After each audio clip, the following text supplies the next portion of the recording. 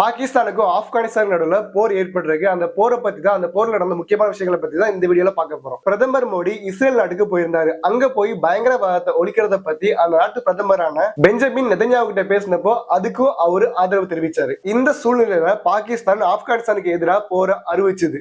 இப்போ இந்த ரெண்டு நாடுகளுக்கும் நடுவுல போர் போயிட்டு இருக்கு. இந்த வீடியோல இப்ப நம்ம பேசிட்டு இருக்க இந்த டைம்ல கூட அவங்க சண்டை போட்டுட்டு இருக்காங்க. பாகிஸ்தானால மட்டும் இவ்வளவு பெரிய போரை நடத்த முடியாது. அதுக்கு கண்டிப்பா அமெரிக்காவோட அனுமதி தேவை. அமெரிக்காவோட அனுமதி இல்லாம இது சாத்தியமே கிடையாது. அமெரிக்கா இப்போ ஈரான் கூட எப்படி போர் பண்ணலாம்னு யோசிச்சுட்டு இருக்கு. சோ அதனால ஆப்கானிஸ்தானையும் பாகிஸ்தானையும் வச்சு பாகிஸ்தானை வச்சு இதுக்கு ஒத்திகை பாத்துக்குது. பாகிஸ்தான் இந்த போருக்கு ஹஜப் இ ஹில்ஹாக்னு பேர் வச்சிருக்கு. இந்த பேர்ல தான் அவங்க தாக்குதல் நடத்த ஆரம்பிச்சிருக்காங்க. பாகிஸ்தானோட பாதுகாப்பு அமைச்சர் கவாஜா ஆசிப் என்ன சொல்றாருன்னா, இதுக்கான காரணமே இந்தியா தான் தாலிபான்களை ஏவி விட்டு தாலிபான்ஸா அவங்களோட கைக்குள்ள வச்சுக்கிட்டு அவங்கள எங்களுக்கு எதிராக செயல்பட வைக்கிறாங்க ஆப்கானிஸ்தான் மூலமா அப்படின்னு பழி சொல்ல ஆரம்பிச்சிருக்காங்க. சோ இதுக்கு பாகிஸ்தான் என்ன சொல்றாங்கன்னா, எங்களுக்கு வேற வழியே இல்ல, இதனாலதான் நாங்க ஆப்கானிஸ்தான் கூட போர் அறிவிச்சோம், ஆப்கானிஸ்தான் எங்க மேல நிறைய குற்றங்களை பண்றாங்கன்னு சொல்லி பழி போடுறாங்க. ஆனா இந்த இடத்துல உண்மையான பயங்கரவாதி யாரு தெரியுமா? அமெரிக்காவும் பாகிஸ்தானும். பாகிஸ்தான் தன்னோட F-16 விமானங்களையும் JF-17 விமானங்களையும் பயன்படுத்தி ஆப்கானிஸ்தான்ல காபூல் உள்ளிட்ட நகரங்கள்ல குண்டு வீசிருக்காங்க.